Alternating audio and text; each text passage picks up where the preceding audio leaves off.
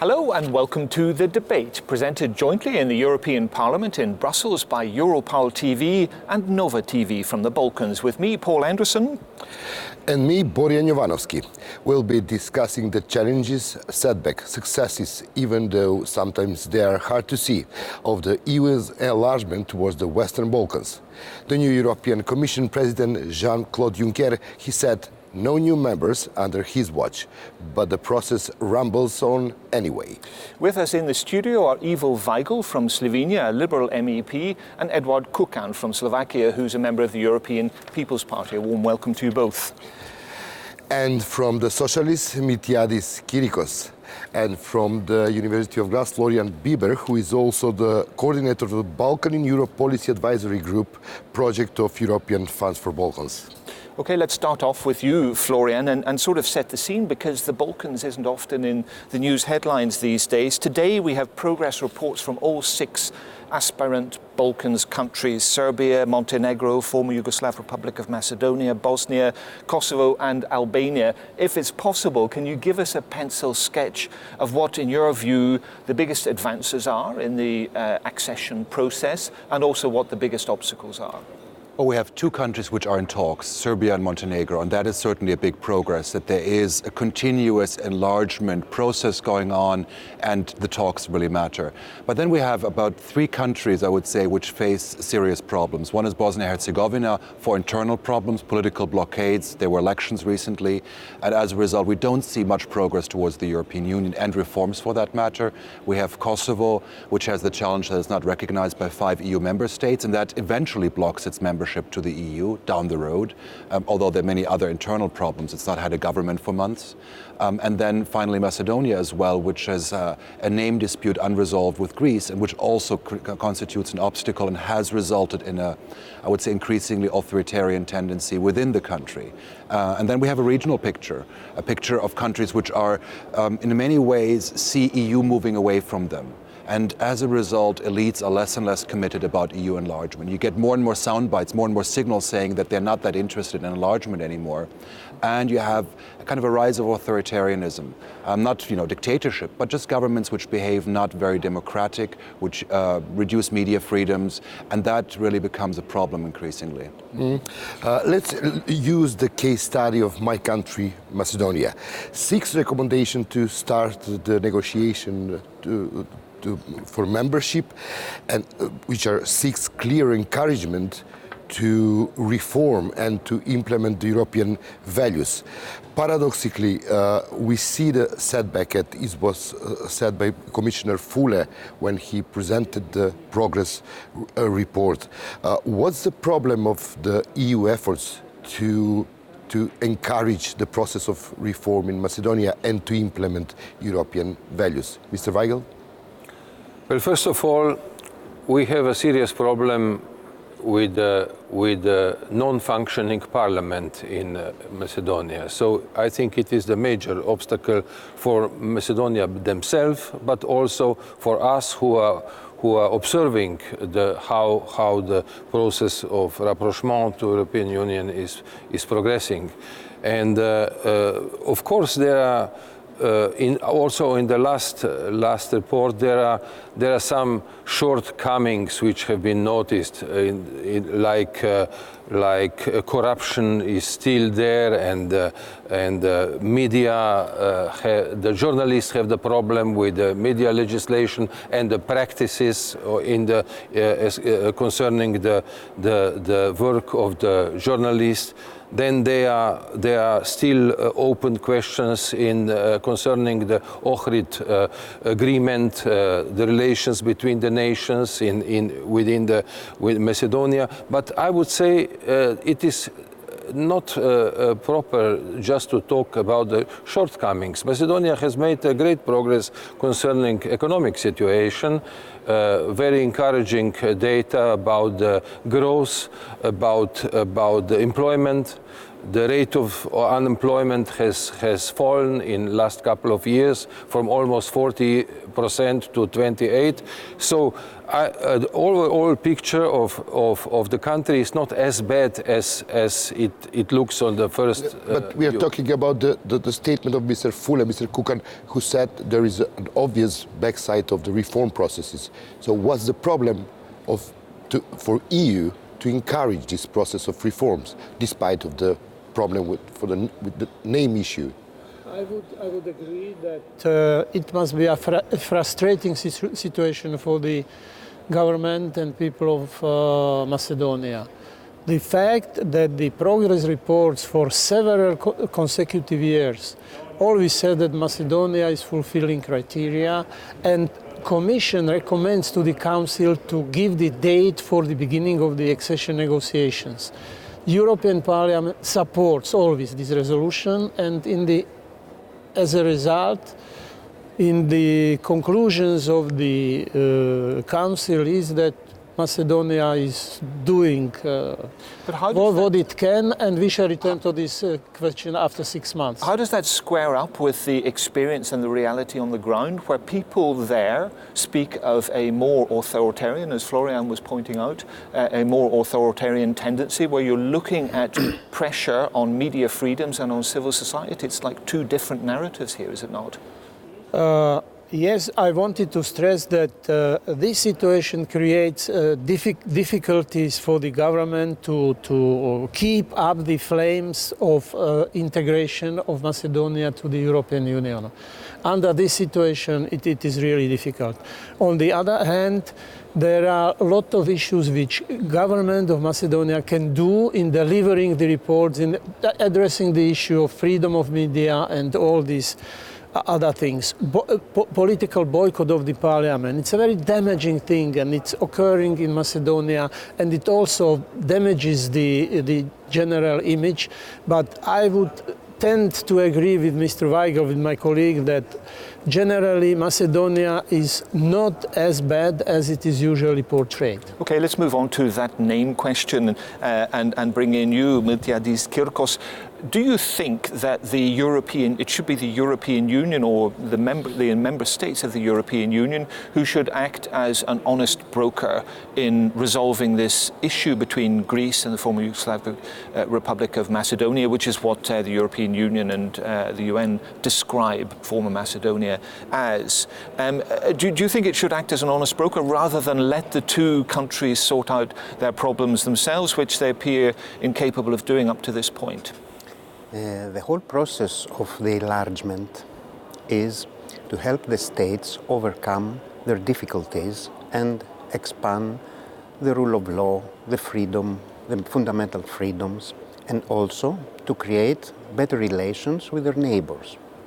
As we see, the problem of the name is not a problem that can be questioned as whether Macedonia is much worse than before or is better than before. The question of the name is very clear.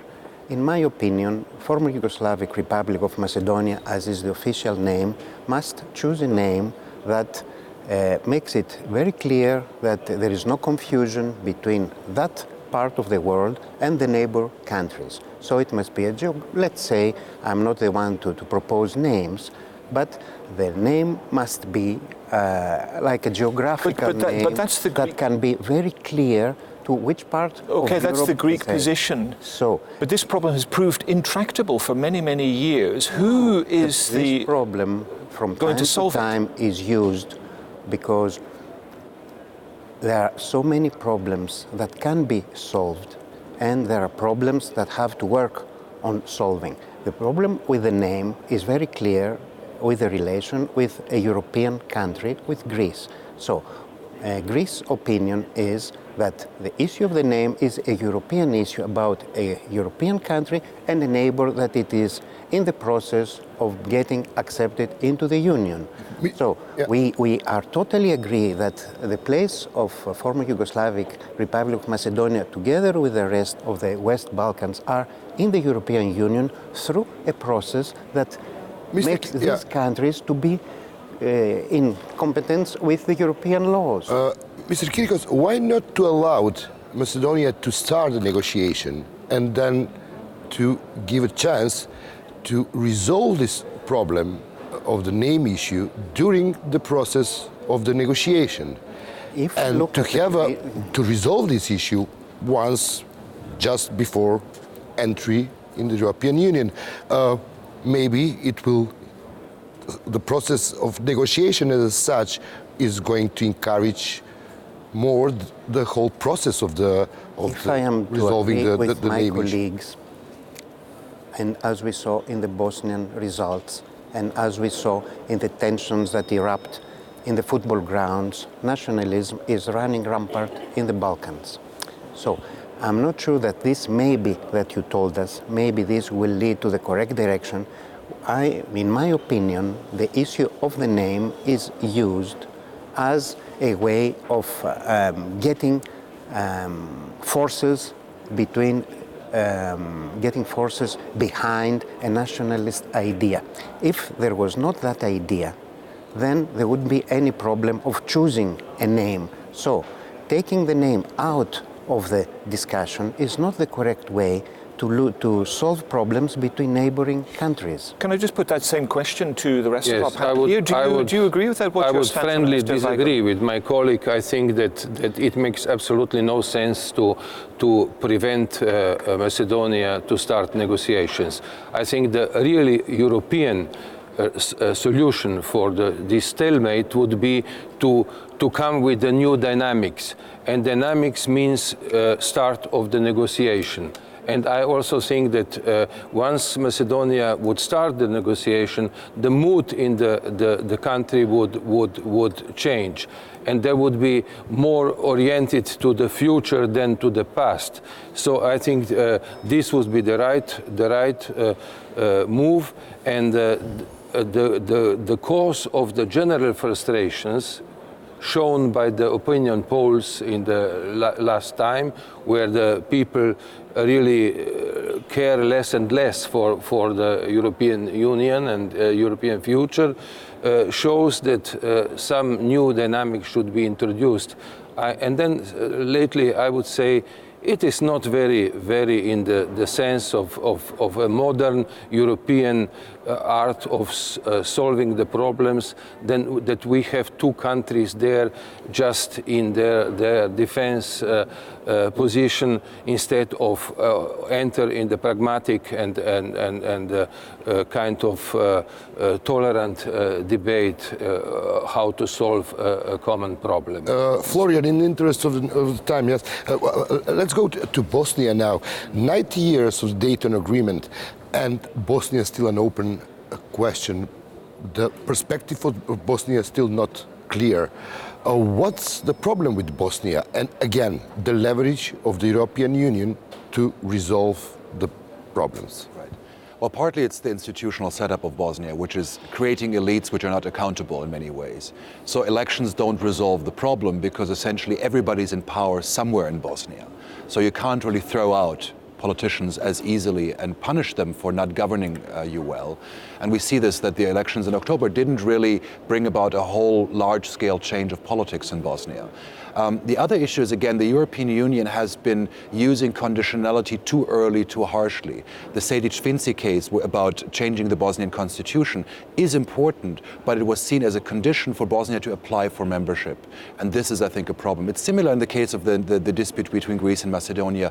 If the hurdles are too high too early on, the motivation of political elites to do reforms isn't there. If you feel your country is going to join the European Union in 15 years, when you're long time out of office, what is your motivation to pursue this agenda? Edward Kukan, sort of give us a balance sheet, if you will, on the situation in Bosnia. As Florian says, we've just had elections, and the situation 19 years after Dayton looks very much like it was one day after Dayton.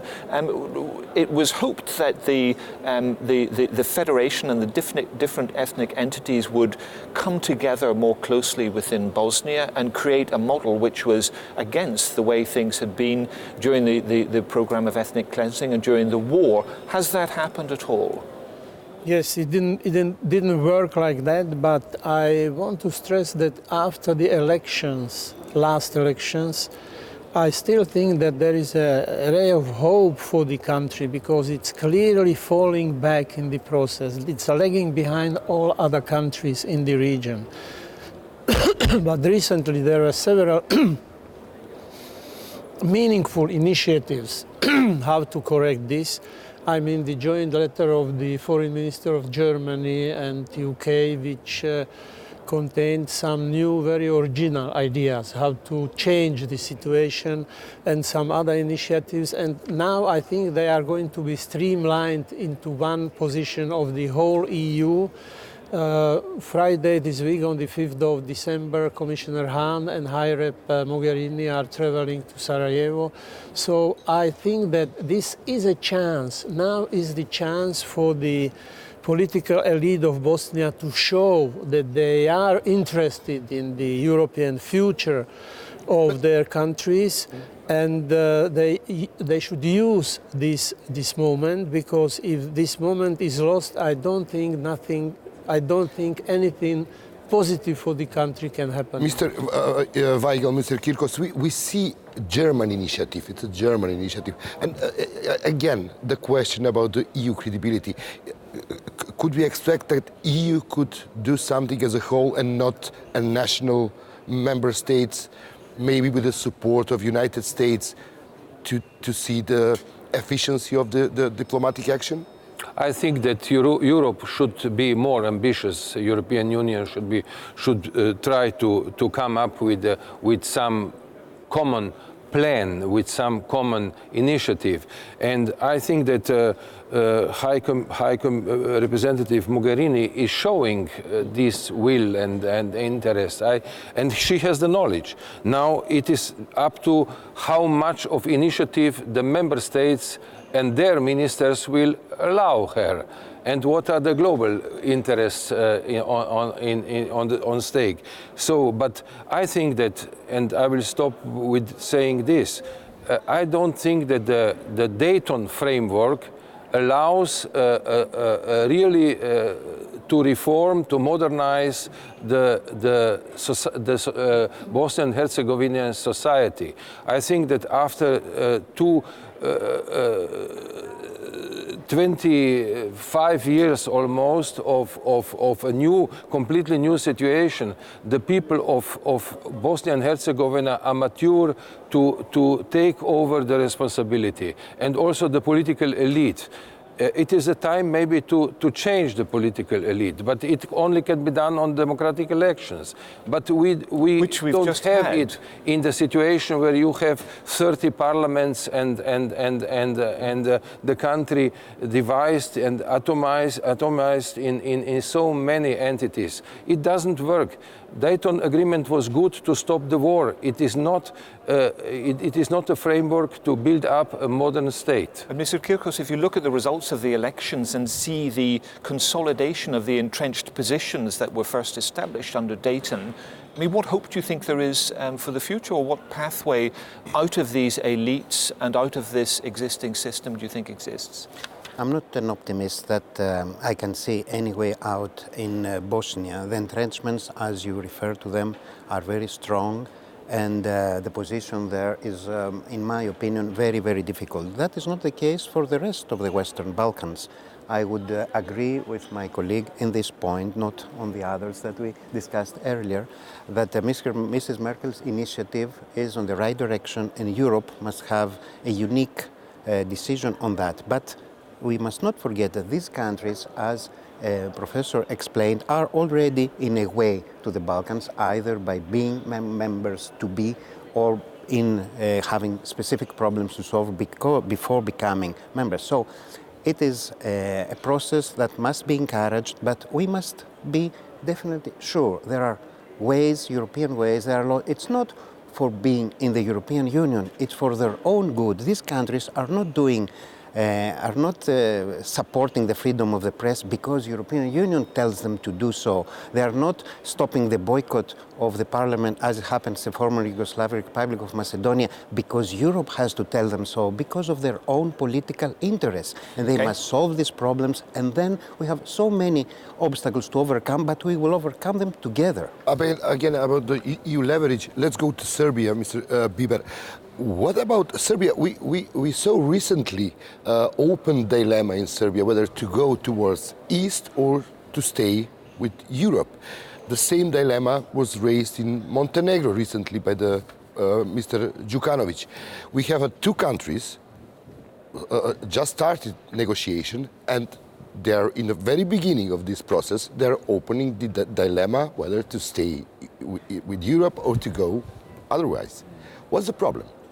Well, I think it's partly a gamble of elites. They're saying, if you don't treat us better, we're going to look to Russia. I don't think Russia is at the moment offering... Treat better means what? I mean, you have a negotiation process. Right. What else? Well, I think, of course, the elites personally are worried about the Sanader effect, that they might end up in jail at the end of the negotiations. And the other problem is that they think also that the process maybe not going fast enough, or maybe being too critical in some aspects. I mean, I think statements like that of Milo Djukanovic and also statements by the Serbian government are suggesting that they want to keep good ties with Russia because that is popular in their countries, and to put pressure on the European Union. I don't think Russia is a real alternative in the region. It's not a real player. It can't really have the influence. I mean, let's not forget the Western Balkans are surrounded by the European Union, surrounded by NATO. They are an island in the European Union. But Russia can create trouble if it wants to do so.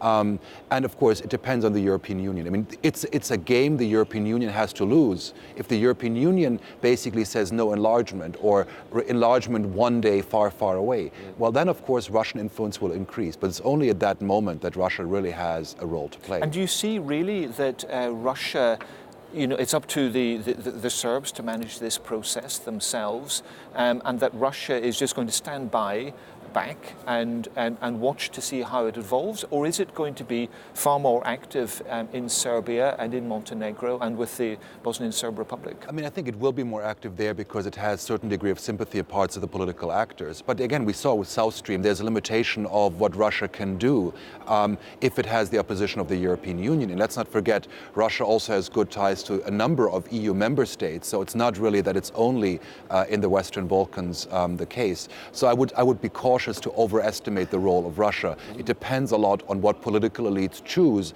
and what they think is convenient for their own popularity. But the question for the three MPs, Balkan looks like becoming a battlefield of the Russian and EU interest.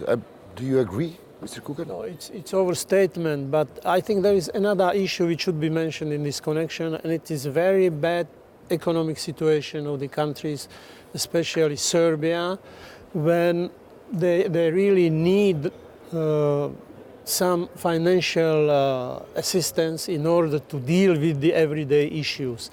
And Russia is ready to do that. We are not. Let's face it. If they ask for some financial assistance, EU does not have it, and Russia does. So Russia is skillfully using also this moment, and we shouldn't forget it.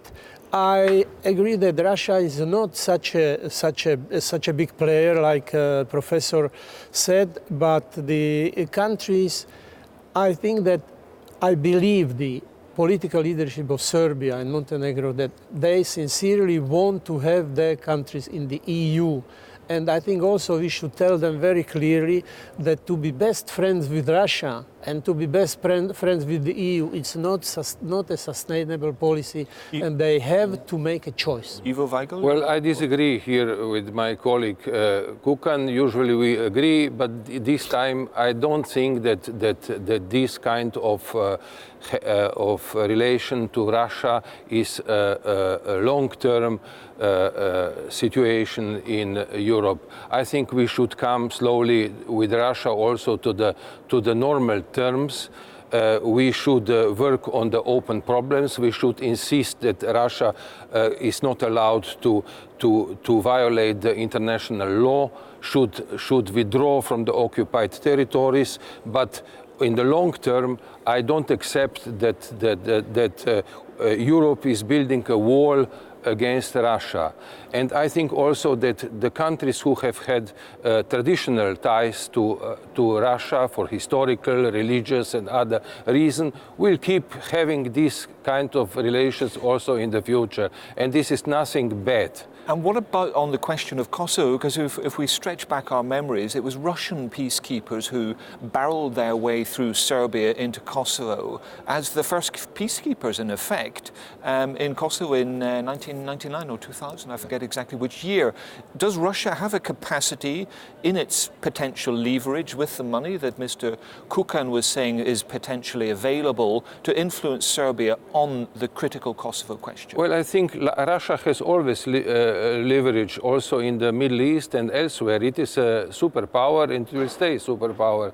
So therefore I am against this kind of taking it as relations forever. We are now on the critical verge of our relations. We should work on it, but Russia will have to, we will need Russia also sometimes when it will be about the serious problems to solve. But I definitely don't believe that orientation towards Russia might change the pro-European orientation for either of Serbia or Montenegro. The public opinion, they might be critical sometimes, but the orientation is towards Europe. They want it, and the political elites want it, and independently of some statements which are made for opportunistic reasons. But the pro-European orientations of Western Balkans is clear. It is not to be changed. The question for direct neighbors of the Western Balkans, northern neighbors Slovenia and southern neighbor Greece. What's your point of view? What do you think? How Greece and Slovenia use their position to spread, to promote European values in the Western Balkans? Well, Slovenia was trying to do it in the past. I will cut it short, not to take too much of the time. But Slovenia is too small really to be a major player in Balkans, and we have been dealing with our own problems. We are on the friendly terms with everybody there, and a lot of our expertise is there. So the governmental and non-governmental assistance to the different stages of negotiation, preparation for negotiation, etc. But strategically, I don't think that Slovenia can play more a role than it is playing now. Mr. Kirkos? If I remember correctly, in 2004 it was in Greece, in Salonika, that took place the first... 2003. 2003, the start of the enlargement of Europe to the Western Balkans. European perspective for the Western Balkans. Yes. So, yes, 2004 were the Olympics and everything results on that. So, in my opinion, our position has not changed since. We are totally in favor of enlargement of the European Union for the Balkans. We want our neighbors to be in the European Union because we don't want to have borders with countries outside the Union. But we must not forget, because it's not only the Western Balkans, it's also the Eastern Balkans, if we can say that for Turkey. Turkey, and to come back to the discussion, Turkey has started negotiations for so many years, and we see that some things go forward and some things go backward. So it's not just the European perspective. The countries by themselves have to work hard to follow the rule of the law, the fundamental rights, the freedom of the press, the judicial integrity. So these are the rules. We want to be very helpful, but between our countries, and just to mention that, not that I want to impose anything on anyone, the formal name of our northern country is the former Yugoslavic Republic of Macedonia. That's the UN name. Okay. So I'm not using it. But to go back to the question, yes, we really want these countries to get into the Union, and we can do everything that passes through our hands, except saying that one country has the name of one of our regions. Okay, good. The point is well made, Florian. I know that you wanted to enter into, maybe you can hold that thought for the next question. We're going to go round the table with a concluding thought on the Balkans as a whole. Just 30 seconds each. We'll start off with you, Mr. Kukan. What is the price of failure in the enlargement process or the engagement process with the Balkans? Just 30 seconds. What do we stand to lose if we get it wrong? Price will be very high, very difficult, because we want to speak about the Europe one and the whole, and without the integration of the Western Balkan countries, we cannot say that we achieved our goal uniting Europe. That would be a very big prize. Okay, Florian? Yeah. Well, I think the enlargement has been the big success story of the European Union. It's been really, 2004, 2007, despite all of the shortcomings, it's been able to increase in size, in numbers of countries, transform the countries with all the difficulties. And it would be a main disaster if basically the European Union would fail to complete this process and also basically step away from its success story.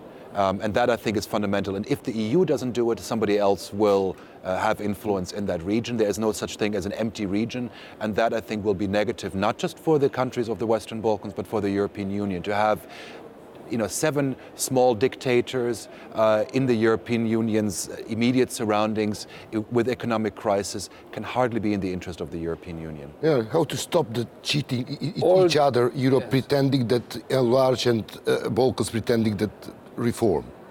Well, I think that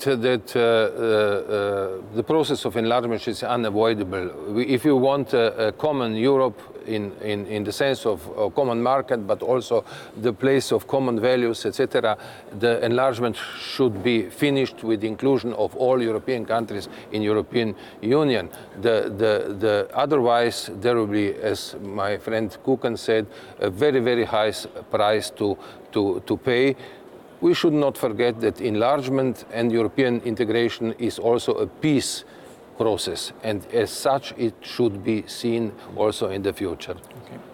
That is my idea too. The price that we will pay is the price of people, of our neighbors, living in conditions and economically and in the domain of freedoms that are not for a European a member of the European geographic place. So the only way to move forward is through enlargement. The way we can do it is already written. We have just to follow the steps. Thank you. Okay, that's all we have time for. I'm afraid. Many thanks to our guests for joining us, Greek MEP Miltiadis Kirkos and Florian Bieber from the University of Graz. And Ivo Weigl from Slovenia and Edward Kukan from Slovakia. Many thanks indeed to everyone for joining us. And thanks to you. Goodbye. Goodbye.